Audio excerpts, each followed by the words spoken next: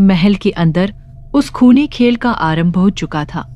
एक योद्धा को 5 जंगली जानवरों से लड़ना था, जिसमें जंगली सुअर, हाइना, भेड़िया, भालू और एक जंगली हाथी शामिल थे। इस खेल में एक योद्धा को एक समय पर एक ही जंगली जानवर से लड़ना होता था, जिसमें सबसे पहले एक जंगली सुअर था और खेल के अंत में एक जंगली हाथी। इस खूनी खेल में लगभग 10 योद्धा भाग ले रहे थे और इन सबको उन 5 जंगली जानवरों को जान से मारना था, वो भी एक चाकू की मदद से। और जो भी योद्धा उन 5 जंगली जानवरों को मार देगा, उसे एक अवसर मिलेगा राज्य के सेनापति से लड़ने का। पहला योद्धा उस खेल के मैदान में आ चुका था। उसके हाथ में एक छोटा सा लोहे से बना चाकू था। उसका शरीर काफी दुबला और पतला था। वो दूर से देखने में कहीं से भी कोई योद्धा नहीं लग रहा था। उसका शरीर काफी कमजोर लग रहा था, जिसे देखकर वहां पर खड़ी भीड़ उसे वापस जाने को बोल रही थी। पर वो योद्धा उनके बातों पर तनिक भी ध्यान नहीं दे रहा था। वो अपने आप को काफी शांत रख रहा था, मानो उसे किसी भी बात से कोई फर्क ही नहीं पड़ रहा था और ना ही उसे कोई आवाज सुनाई दे रही थी कि तभी वहां पर एक नगाड़े की आवाज गूंजती है, जिसे सुनकर सभी लोग शांत हो गए और वो योद्धा उस दरवाजे को गौर से देखने लगा, जिसे 2 बड़े बड़े पहलवान मिलकर खोल रहे थे। वह दरवाजा ऊपर की ओर खुल रहा था और उसके बगल में वैसे ही 4 एक से बढ़कर एक बड़े दरवाजे मौजूद थे। जब दरवाजा पूरी तरह से खुल गया, तब उसमें से एक 2 बड़े बड़े दांत वाला जंगली सुअर उस मैदान के अंदर आया। उस जंगली सुअर को देखकर वहां मौजूद सभी लोग तालियां बजाने लगे और तरह तरह की आवाजें करने लगे, जैसे इसे एक ही वार में खत्म कर दो, मैं 3 चांदी के सिक्के जीत लूंगा, क्या ये कमजोर इंसान इसे मार पाएगा, क्या किसी ने इसे रोका नहीं, ये लड़ाई नहीं खुदकुशी है। कुछ देर तक वो जंगली सुअर उस योद्धा के चारों तरफ घूरता रहा, जिसे देखकर सब शांत हो गए। तभी वो जंगली सुअर अचानक से उस पर हमला कर देता है, जिससे वो योद्धा कुछ दूर जाकर गिरता है। वह योद्धा गिरते ही उठ खड़ा हुआ, जिसे देखकर वहां मौजूद सभी लोग तालियां बजाने लगे। वह जंगली सुअर एक बार फिर उस योद्धा के चारों तरफ घूमने लगा, जिसे देखकर वह योद्धा काफी सतर्क हो गया था। वह एक जगह पर खड़ा हो गया और उस जंगली सुअर के करीब आने तक उसके सामने ही खड़ा रहा। और जब वह जंगली सुअर उस योद्धा के काफी करीब आ गया, तब वो योद्धा उछलकर उसकी पीठ से होते हुए उसका गला 2 टुकड़ों में काट देता है और वह जंगली सुअर सीधा मैदान की दीवार से जाकर टकरा जाता है और अपना दम तोड़ देता है, जिसे देखकर वहां मौजूद सभी लोग अचानक से शांत हो गए और कुछ समय बाद तालियां बजाने लगे, लगातार और जोर जोर से आवाजें करने लगे, क्योंकि किसी को यकीन ही नहीं था कि वो योद्धा उसे मार सकता है। उस जंगली सुअर के मरते ही ढोल बजा और एक घोड़ा गाड़ी और कुछ सैनिक उस मैदान में आए और उस जंगली सुअर को वहां से ले गए। कुछ समय बाद फिर से एक बार नगाड़ा बजा, जिसे सुनकर वह योद्धा उस दरवाजे को देखने लगा जहां से वो जानवर आने वाला था। पर इस बार उस दरवाजे को 3 पहलवान खींच रहे थे। उस दरवाजे के दोनों तरफ जंजीर लगी हुई थी, जिसे वो तीनों खींच रहे थे, जिससे उनके हथेली से खून निकल रहा था, पर भी वे उसे खींच रहे थे। जब दरवाजा पूरी तरह से खुल गया, तब एक भूरे रंग का हाइना उस कमरे से बाहर आकर उस योद्धा के सामने खड़ा हो गया। और जब तक वह योद्धा कुछ समझ पाता, तब तक वह हाइना उस योद्धा को मार चुका था। चारों तरफ काफी सन्नाटा छा गया। किसी को कुछ भी समझ में नहीं आ रहा था कि यहाँ पर अभी हुआ क्या। सब शांत हो गए, यहाँ तक कि वहां बैठे राजा को भी कुछ समझ में नहीं आया। राजा भी अपने महामंत्री की ओर देखने लगे, जो उनके करीब खड़े थे। राजा को अपनी ओर देखता महामंत्री समझ गए कि वे क्या कहना चाहते हैं, और महामंत्री झुककर उनसे कहते हैं, ये जानवर कई दिनों से भूखे हैं, आपको क्या लगता है महाराज? राजा थोड़ा मजाकिया अंदाज में बोले, नहीं, बस मुझे पता नहीं था। तुम मुझे ये बात कब बताने वाले थे? पहले तो ऐसा नहीं था। जिस पर महामंत्री राजा से बोलते हैं, हाँ, आप सही कह रहे हैं, पहले ऐसा नहीं था, पर पहले ये कलिका नामक परिंदा का डर भी तो नहीं था महाराज। राजा उस हाइना को देखते हुए बोले, ठीक है, जैसा तुम कहो, पर क्या कोई इनसे बच पाएगा? महामंत्री राजा को मुस्कुरा कर देखते हैं और उनसे बोलते हैं, अब तो ये समय ही बताएगा कि कोई बचेगा या नहीं। हमारे हाथ में अब कुछ भी नहीं है। वरुण और नील के सभी दोस्त अलग अलग होकर नील को खोज रहे थे और विजय दूसरी तरफ वहां मौजूद सभी लोगों से पूछ रहे थे और नील को अपने चारों तरफ खोज रहे थे, पर नील का कहीं कुछ अता पता नहीं चल रहा था। ऊपर से उन जंगली जानवरों और उन योद्धाओं की चीखने चिल्लाने और दर्द से तड़पने की आवाजें वरुण को काफी तंग कर रही थी। वरुण की आंखें नम हो जाती थी उन जानवरों और योद्धाओं की दर्द भरी आवाजों को सुनकर। वो अपना आंसू पोंछ रहा था और नील को चारों तरफ खोज रहा था कि तभी उसका ध्यान दूसरी तरफ गया, जहां संगीत और नृत्य का आयोजन किया गया था। वहां पर एक से बढ़कर एक संगीतकार और नृत्यकार आए हुए थे, जिनकी संगीत मन को एक अलग ही दुनिया की अनुभूति करा रही थी। वह मधुर धुन सबको मदहोश किए जा रही थी अपनी धुन में। कुछ लोग उन धुनों पर वहां बैठे बैठे ही झूम रहे थे, जिसमें ज्यादातर लड़कियां शामिल थी। तभी वरुण की नजर एक जादूगर पर पड़ी, जो लोगों को अपने जादू से गायब कर रहा था। फिर कुछ ही समय बाद उन्हें वापस भी लेकर आ रहा था, और ऐसा वो बार बार कर रहा था, जिसे देखकर वहां पे बैठे लोग तालियां बजाते और उस जादूगर को इनाम के रूप में कुछ मुद्रा देते। उस जादूगर को देखकर वरुण काफी खुश हो गया। उसे अपनी आंखों पर विश्वास ही नहीं हो रहा था, इसलिए वह अपनी आंखों को अपने दोनों हाथों से साफ करता है और फिर एक बार उसे गौर से देखता है। इस बार भी वो जादूगर वैसा ही कर रहा था, जिसे देखकर वरुण झूमने लगा और वहां से अपने पिता के पास जाने लगा। वो दौड़ रहा था, जिसे देखकर नील के सभी दोस्त भी वरुण के पीछे पीछे भाग रहे थे। वरुण अपने पिता से मिलकर उन्हें सारी बातें बताने लगा कि कैसे एक जादूगर किसी को गायब कर रहा है और कुछ समय बाद उन्हें वापस लेकर आ रहा है। मुझे लगता है ये जादूगर नील को भी वैसे ही वापस लेकर आ सकता है। यह सुनकर विजय भी काफी खुश हो गए। तभी उन्हें इस बात का एहसास हुआ कि उनके पास तो राज्य की मोहर ही नहीं है और जादूगर महल के अंदर है। यह सोचकर विजय थोड़ा दुखी हो गए और वरुण से बोलने लगे, हमारे पास तो राज्य की मोहर ही नहीं है, हम उस जादूगर से नहीं मिल सकते। इतने में नील के सभी दोस्त भी वहां पर आ गए और वरुण से भागने का कारण पूछने लगे, जिस पर वरुण उन्हें भी सब कुछ बता देता है। जिसे सुनकर उनमें से किसी एक ने बोला, क्या हुआ अगर हमारे पास राज्य की मोहर नहीं है?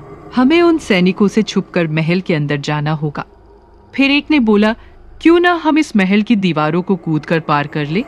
जिस पर विजय उन सब से बोलते हैं, ठीक है, तुम लोगों का ऐसा सोचना कहीं न कहीं सही है, पर क्या तुम लोगों ने ये नहीं देखा आते समय कि महल के चारों तरफ तालाब है और उस तालाब में कई सारे मगरमच्छ हैं जो हमें जिंदा ही निगल जाएंगे, और रही बात दीवार की तो उसे कोई भी पार नहीं कर सकता।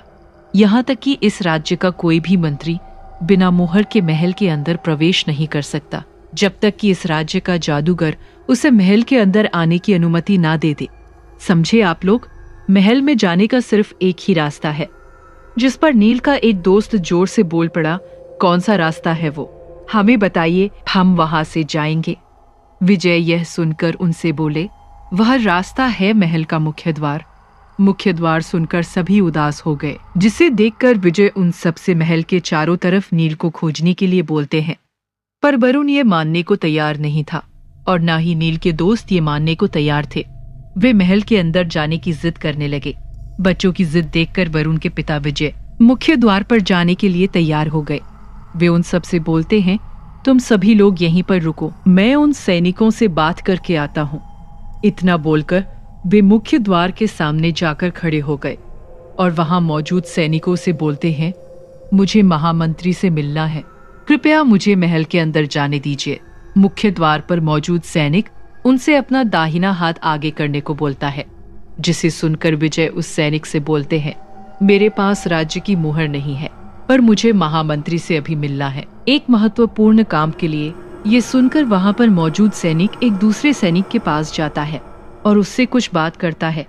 फिर विजय के पास आकर उन्हें मुख्य द्वार पर ही रुकने को बोलता है और वो सैनिक एक दूसरे सैनिक को सेनापति के पास भेजता है। मुख्य द्वार के सभी सैनिक विजय को गौर से देख रहे थे और अपना मुंह अपने हाथों से ढककर हंस रहे थे। कुछ समय बाद वहां पर राज्य के सेनापति आते हुए दिखाई दिए, जिसे देखकर सभी सैनिक अपने आप को संभालते हुए खड़े हो गए और उन्हें झुककर प्रणाम करने लगे। राज्य के सेनापति एक दानव की तरह लग रहे थे। उनका शरीर एक आम आदमी से कुछ ज्यादा ही बड़ा था। उनके हाथ में एक भाला था और चेहरे पर जंग के बहुत सारे निशान मौजूद थे, लेकिन सेनापति काफी शांत स्वभाव के लग रहे थे। वे अपने सैनिकों के पास आते हैं और उनसे कुछ बातें करते हैं और फिर वहां से वापस चले जाते हैं महल की ओर। उन सैनिकों में से एक सैनिक विजय से बोला, आज महामंत्री आपसे नहीं मिल सकते क्योंकि वह विवाह में आए हुए सभी राजा और अतिथियों की सेवा में व्यस्त हैं। अगर आपको उनसे किसी भी प्रकार की कोई बात करनी है तो आप उनसे सुबह के समय मिल सकते हैं। तभी महल के अंदर ढोल और नगाड़े बजने लगे, जिसे देखकर वहां मौजूद सैनिक भी उन धुनों पर अपना सिर हिलाने लगे। चारों तरफ खुशी का माहौल छा गया। सब लोग नाच रहे थे क्योंकि कोई योद्धा उस खूनी खेल को जीत चुका था। पर यह सुनकर वरुण के पिता वहीं अपने घुटनों के बल बैठ गए और महामंत्री से मिलने के लिए उन सैनिकों से भीख मांगने लगे, पर कोई भी सैनिक कुछ नहीं कर रहा था। वहां पर मौजूद सारे सैनिक वरुण के पिता को देखकर हंस रहे थे और अपनी हंसी को छुपा रहे थे, क्योंकि वरुण के पिता जिस कपड़े को पहनकर अपने लोहार खाने में काम कर रहे थे, वे उसी कपड़े में वहां आ गए थे। उन्होंने अपना कपड़ा नहीं बदला था। वह कपड़ा कहीं कहीं से फटा हुआ था और काफी मेला भी था। वे तो अपने पुत्र को खोजने के लिए वहां आए थे, ना कि राजकुमार के विवाह में। इसलिए उन्हें देखकर सभी सैनिक हंस रहे थे और आपस में बातें कर रहे थे। पहले अपने आप को नहीं देखता, इस वेश में तो राज्य का एक सेवक भी इससे मिलने से मना कर देगा, और ये चला है महामंत्री से मिलने।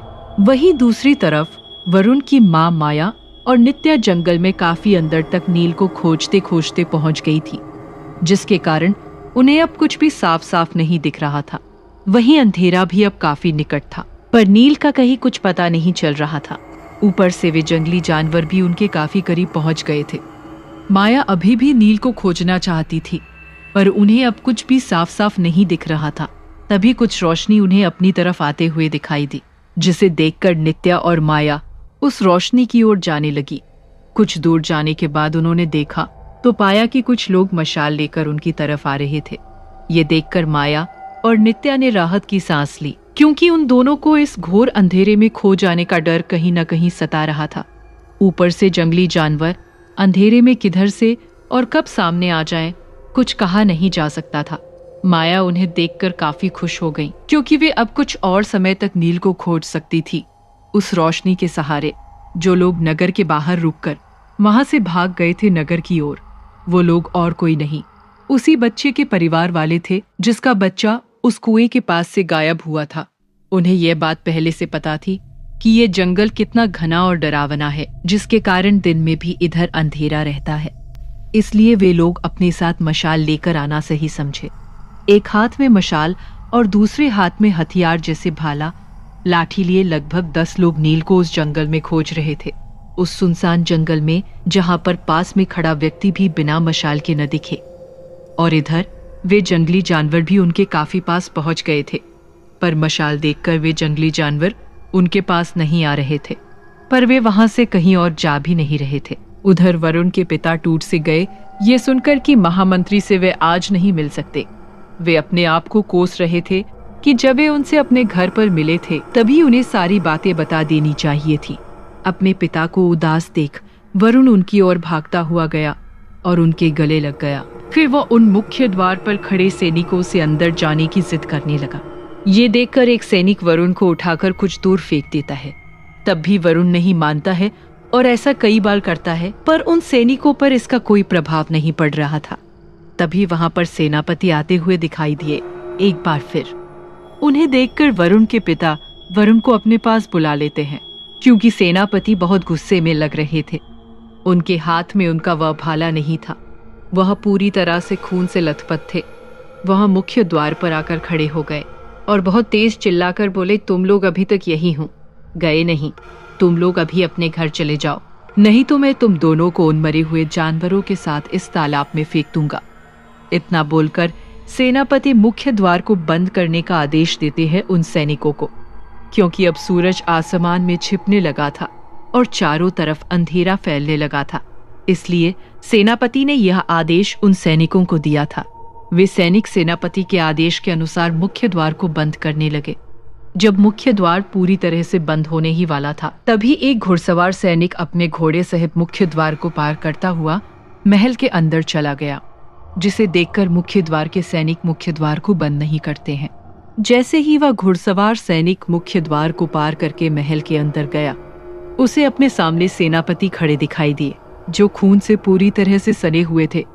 सेनापति को देखकर वो सैनिक अपने घोड़े से नीचे उतरा और पहले तो झुककर उन्हें प्रणाम किया और फिर वो सेनापति से कुछ बातें करने लगा, पर उनकी बातें ज्यादा देर तक नहीं चली। सेनापति उस सैनिक की बातों को सुनकर आग बबूला हो गए और उस सैनिक का घोड़ा और उसका भाला लेकर महल से बाहर की ओर निकल गए। सेनापति के बाहर जाते ही मुख्य द्वार को बंद कर दिया गया उन सैनिकों के द्वारा। इधर अभी तक किसी को भी नील का कोई अता पता नहीं था। मुख्य द्वार बंद होता देख वरुण उन पर पत्थर मारने लगा, पर उसका कोई प्रभाव नहीं दिखा उन सैनिकों पर। उन्होंने मुख्य द्वार बंद कर दिए। वरुण कुछ समय तक मुख्य द्वार पर पत्थर मारता रहा और कुछ देर बाद वह थक हार कर अपने पिता के पास जाकर बैठ गया, अपने घुटनों के बल। तभी विजय का ध्यान वरुण के चमचमाते उस नीले पत्थर वाली माला पर पड़ा, जो वरुण के गले में लटक रही थी। वो अभी भी नीला ही था। ये देखकर विजय को थोड़ा सुकून मिला, क्योंकि ये पत्थर उन 9 बड़े पुजारियों में से एक ने वरुण और नील को उनके जन्म पर उन्हें भेंट किया था। उनका कहना था कि जब तक ये पत्थर नीला है तब तक ये मान लेना कि दोनों बच्चे खुश है और जीवित है, क्योंकि वरुण और नील जुड़वा पैदा हुए थे और उन दोनों की आंखें नीले रंग की थी। उस दिन ऐसा लग रहा था कि आकाश फट जाएगा। उस दिन काफी तेज बारिश भी हो रही थी और आकाश में बिजली भी कड़क रही थी। इसलिए बड़े बेटे का नाम वरुण और छोटे का नाम नील रखा गया था। उस समय जुड़वा बच्चों को लोग भगवान का अभिशाप मानते थे। इसलिए वरुण के पिता ने एक बहुत बड़े जादूगर को अपने घर बुलाया था, उनका भविष्य देखने के लिए और ये जानने के लिए कि उनके भविष्य में क्या लिखा है संसार में। पर यह संभव नहीं था, क्योंकि कुछ ही जादूगर ऐसे थे जो भविष्य देख सकते थे। पर वह जादूगर हार भी नहीं माना। उसी जादूगर ने उन 9 पुजारियों में से एक को अपने साथ उनके घर लेकर आया था, जो वन देवता की पूजा किया करते थे। उस पुजारी ने ही वह चमकती पत्थर वाली माला वरुण और नील को दी थी, जो एक सर्प धागे में गुथा हुआ था, मानो जैसे कोई सर्प अपने ही पूंछ को खा रहा हो। पुजारी जी को अपने घर देखकर विजय उनके पैरों के पास बैठ गए और उनसे उन दोनों के बारे में बात करने लगे। हैरानी की बात यह थी कि पुजारी जी कभी नहीं बोले कि ये गलत है। उन्होंने विजय से कहा, आपको एक विधि करनी होगी, जिसे सुनकर विजय हाँ बोल देते हैं, पर माया हाँ नहीं बोलती उस विधि के लिए। माया को उस समय लग रहा था कि विधि के नाम पर वो पुजारी उनके किसी एक बेटे की बलि चढ़ा देगा। पुजारी जी विजय से बोलते हैं, आप इन दोनों बच्चों को मेरे सामने रख दीजिए। पर वरुण की माँ माया उन्हें उस पुजारी के सामने नहीं रख रही थी। विजय और उस जादूगर के बार बार समझाने के बाद माया मान गई, पर वह उन दोनों बच्चों को अपनी गोद में लेकर उस पुजारी के सामने बैठ गई। यह देखकर पुजारी हल्का मुस्कुराते हुए उन दोनों का हाथ देखने लगे और अपने हाथ में एक कमंडल से पानी लेकर और एक मंत्र अपने मन में बोलने लगे। जब भी वह पानी उन दोनों पर छिड़कते तो कुछ पानी की बूंदें माया के ऊपर भी गिर जाती, जिसे देखकर माया को लगा कि उस मंत्र का प्रभाव कहीं कम ना हो जाए। इसलिए माया ने अपने सिर को ढकना उचित समझा। वह अपना सिर एक मिट्टी से बने बर्तन से ढक लेती है। उस मिट्टी के बर्तन को देखकर वरुण उछल पड़ा और वो बर्तन जमीन पर जा गिरा, जिससे वरुण का दाहिना हाथ घायल हो गया और वहां से खून बहने लगा। ये देखकर विजय ने एक कपड़े से वरुण का दाहिना हाथ बांध दिया और वरुण का हाथ पकड़कर बैठ गए। पुजारी जी अपनी दोनों आंखें बंद किए हुए थे और मंत्रों का जाप कर रहे थे। कुछ समय